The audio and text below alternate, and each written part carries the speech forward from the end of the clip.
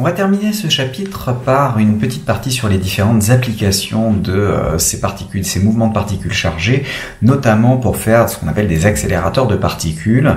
On verra deux types d'accélérateurs, un accélérateur linéaire et un accélérateur circulaire, le synchrotron. Et on verra aussi d'autres applications, dans le domaine de la recherche pour déterminer la taille des molécules avec le spectromètre de masse, et puis aussi tout simplement pour les utilisations des anciens oscilloscopes analogiques que l'on pouvait avoir et qui étaient directement, et donc aussi tout ce qui concerne les téléviseurs de l'époque, les téléviseurs analogiques, ceux qui étaient très très grands plutôt que les écrans plats qu'on a à présent. Si on commence par l'accélérateur linéaire de particules, qu'on appelle aussi le Fermilab, il repose simplement sur le fait que quand vous prenez une grille A, une grille B, que vous imposez une tension UAB entre les deux, qui vaut VA moins VB. Si vous démarrez d'un côté avec un électron qui part à une vitesse nulle et que vous vous intéressez à la vitesse que va avoir l'électron ou le proton, la charge Q que vous avez à cet endroit-là, donc on va prendre de manière générale une charge petit q plutôt. Donc si on prend cette charge Q et qu'on regarde quelle est sa vitesse une fois qu'elle a passé la grille, alors très souvent on parle de grille, pourquoi? Parce que vous prenez effectivement un grillage, et ce grillage vous permet d'avoir des conducteurs qui imposent le potentiel à cet endroit-là, et puis des gros trous qui permettent aux particules de passer au travers, puisque les particules étant toutes petites, la probabilité pour qu'elles se prennent un bout du grillage est relativement faible, et donc vous avez des grilles accélératrices. Donc une grille d'un côté pour avoir là où vous aurez votre électrode qui va vous émettre des particules chargées, une grille de l'autre côté qui va correspondre à l'endroit qui va attirer ces particules chargées, et puis une fois qu'ils sont sortis, le champ électrique en règle générale va être nul dans votre système. Donc vous écrivez simplement par conservation de l'énergie mécanique, donc par conservation de l'énergie mécanique, vous avez que l'énergie mécanique en A doit être égale à l'énergie mécanique en B. On a déjà refait ce raisonnement de nombreuses fois, mais c'est important de systématiquement le refaire, comme ça vous êtes tranquille pour pouvoir retrouver au besoin. Donc vous avez que 1/2 de m fois la vitesse en A au carré plus la charge fois le potentiel en A qui est égal à 1/2 de m fois la vitesse de B au carré plus la charge fois le potentiel en B. On en déduit une expression de la vitesse en B, donc VB au carré, qui va être, il va falloir multiplier par 2 divisé par la masse, donc je vais avoir du 2 QVA moins VB sur M, et donc une vitesse en B qui va être racine de 2, alors valeur absolue de Q fois la tension UAB, divisé par M. Bien sûr, il faut que vous mettiez la tension dans le bon sens en fonction du signe des particules que vous voulez accélérer, parce que sinon ça ne peut pas fonctionner, mais en supposant que vous ayez branché votre tension dans le bon sens, votre vitesse va être directement donnée par cette tension-là. Vous voyez que ça ne semble pas dépendre de la distance entre les deux plaques, remarque, ne semble pas dépendre de la distance petit d qu'on peut mettre ici entre les deux plaques, donc ça c'est la distance petit d, mais en fait, juste de la tension que vous êtes capable d'imposer entre le plaque, mais il faut faire attention parce que si vous mettez des tensions trop importantes, vous pouvez avoir des phénomènes d'ionisation du milieu dans lequel vous êtes, de l'air en particulier. L'air ne supporte pas des tensions supérieures à 1 million de volts par mètre, donc si vous prenez un truc qui a une tension trop importante, ça risque de poser des problèmes. Donc ne semble pas dépendre de D, mais juste de U. Attention au problème d'ionisation du milieu, donc de mise en place, d'apparition plutôt, d'apparition d'éclairs entre les deux grilles. Donc, si vous avez le champ électrique qui ne doit pas être trop intense,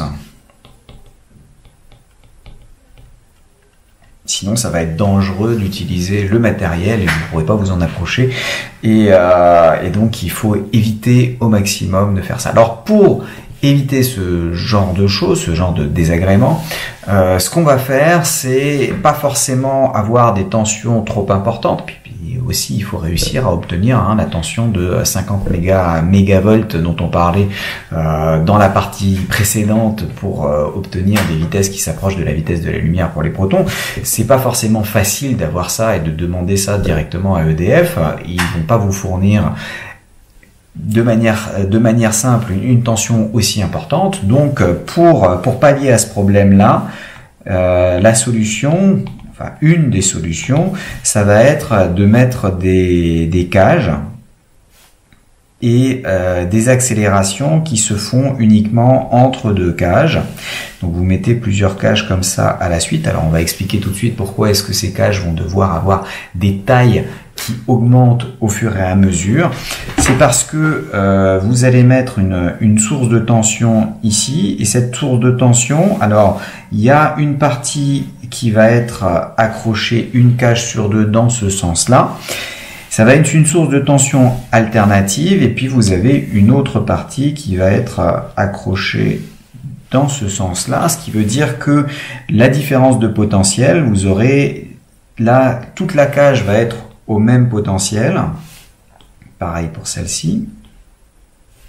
Donc, vous avez certaines cages qui peuvent être, par exemple, si vous avez une source de potentiel à 100 000 volts qui oscille sinusoïdalement dans le temps, à un instant donné, il peut peut-être y avoir 100 000 volts de différence dans ce sens-là. Donc là, vous aurez une tension de 100 000 volts. Là, ça va être dans l'autre sens. Ici, c'est dans ce sens-là, etc.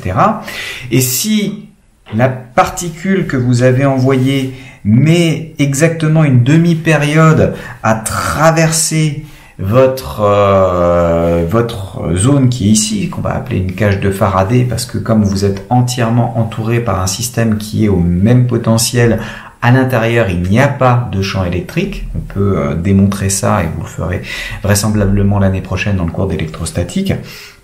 Donc, dans cette cage de Faraday, vous êtes insensible au champ électrique. Et donc, si, quand on arrive ici, votre système est passé maintenant dans l'autre sens, donc à l'instant que je regarde de démarrage, vous avez la tension qui est dans ce sens-là. Si on regarde une demi-période plus tard, vous avez la tension qui va être dans ce sens-là. À ce moment-là, vous allez avoir cette zone-là qui se retrouve à la tension maximale, alors que l'autre a une tension minimale. Donc on va se retrouver avec une tension dans l'autre sens.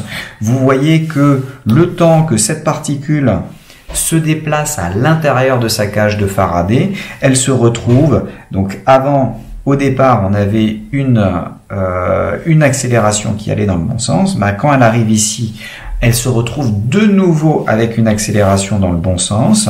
Après, elle continue son chemin pendant une demi-période pour arriver par là. Et elle va à nouveau voir l'accélération dans le bon sens, donc de proche en proche.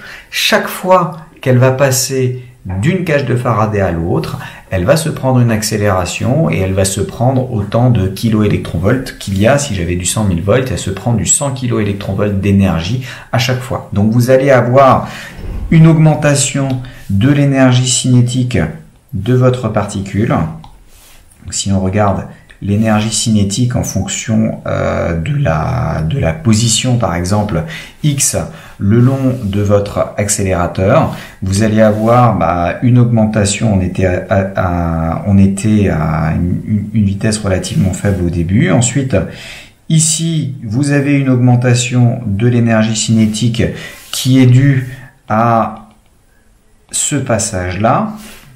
Puis, vous avez de nouveau une augmentation à chaque fois que vous allez passer au suivant. Donc, entre là et là, vous allez en avoir un. Pareil ici. Et on va augmenter de la même quantité à chaque fois. Donc, vous avez une même marche. Donc, la même marche d'augmentation à chaque fois. Et donc, maintenant, vous n'êtes plus limité par la tension que vous pouvez mettre, mais vous êtes limité par le nombre de segments que vous pouvez mettre les uns après les autres. Et donc, plus vous allez pouvoir mettre de segments d'accélération, donc ces systèmes-là, plus vous allez pouvoir en mettre, plus vous allez pouvoir atteindre une énergie importante, puisque ça vous donne à chaque segment, ou à chaque différence entre deux segments consécutifs, une augmentation.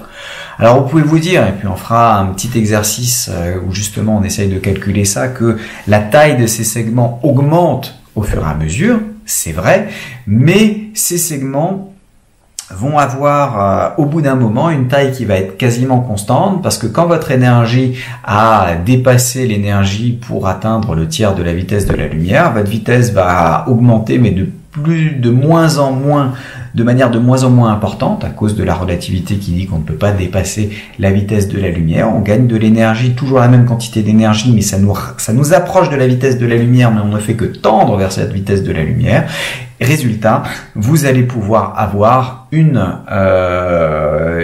segments qui vont avoir des tailles constantes, puisque la demi-période étant tout le temps la même et la vitesse étant quasiment la même, vous augmentez simplement le nombre de segments qui ont finalement toujours la même taille à la fin. Mais ça veut vous faire des accélérateurs très longs, donc accélérateur long, et notamment l'accélérateur du Fermilab qui a été le premier à être mis en place dans les années 60. Il fait plus d'1 kilomètre de long, donc de l'ordre du kilomètre. Et donc vous avez, c'est les premiers accélérateurs, c'est ce qu'on appelle un accélérateur linéaire, parce que gentiment il est en ligne lors de cette évolution et il vous accélère. Il a besoin de beaucoup de place. Bien sûr, on doit se placer dans le vide à l'intérieur, parce que si vous mettez des particules d'air, elles vont se prendre les particules chargées en pleine tête et vont finir par les envoyer vers l'extérieur, et donc vous allez perdre tout ce que vous avez réussi à donner en accélération. Donc vous devez maintenir le vide, avoir quelque chose de très lent, ce qui fait que c'est relativement difficile à mettre en œuvre, mais vous voyez qu'avec notre approche, on peut l'expliquer théoriquement de manière très simple pour le moment.